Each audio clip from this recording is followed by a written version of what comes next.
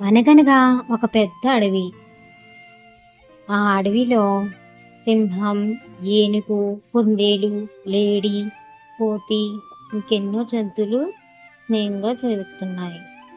ఒకరోజు ఆ అడవికి రామయ్య అనే వ్యక్తి వచ్చాడు. అతని చేతిలో ఒక గొడ్డలి ఉంది. అతను అక్కడే ఉన్న ఒక చెట్టుని నరికి కట్టెలు కొట్టుకుని తిరిగి బయలుదేరాడు.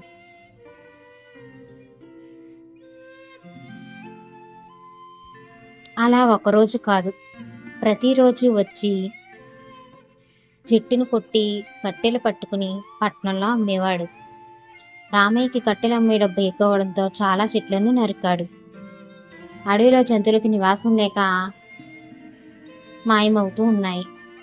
ఇదంతా గమనిస్తున్న ఒక చెట్టు మీద పిచ్చుక తన మిత్రులైన మేక, కాకితో జరిగిన విషయం చెప్పింది.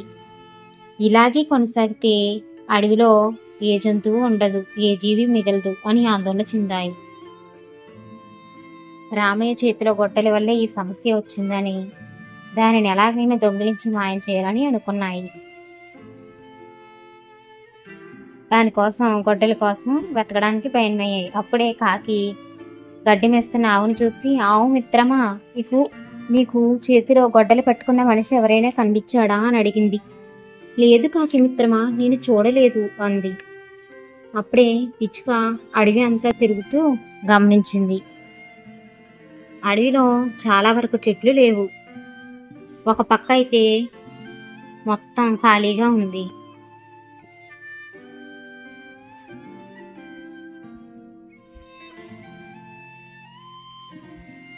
అడవిని చూసి చాలా బాధపడింది.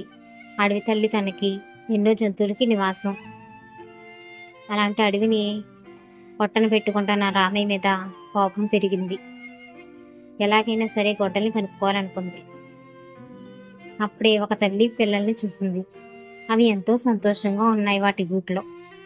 ఆ చెట్టు మీద కూడా రామయ్య కన్ను పడితే వాటి పరిస్థితి ఏంటా అని దిగులు పడింది, బాధపడింది. అలా ముందుకు వెళ్ళింది. కాకి విషయం చెప్పింది. రామయ్య ఎక్కడున్నాడో తెలియలేదని, రామయ్య ఇల్లు తెలియలేదని. రామయ్య ఇంటికి బయలుదేరాయి. ఎలా అయితే రామయ్య ఇల్లుని పట్టుకున్నాయి. రామయ్య లోపలికి వెళ్ళగానే గొడ్డల్ని వెతికి పట్టుకోవాలనుకున్నాయి.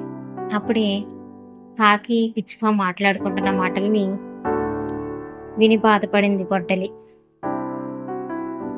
తను ఒక చెట్టు నుండే తయారైందనే విషయం గుర్తొచ్చి బాధపడింది.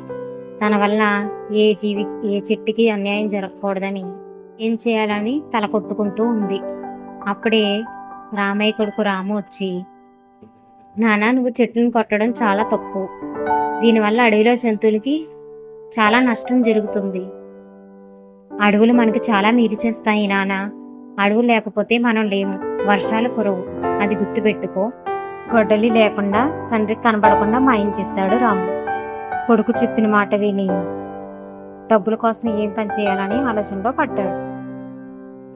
రాము చేసిన పనికి కాకి పిచ్చుక చాలా సంతోషించాయి. ఇంకా అడవికి ఎటువంటి ప్రమాదం లేదని విషయం మేకకు చెప్పడానికి బయలుదేరాడు.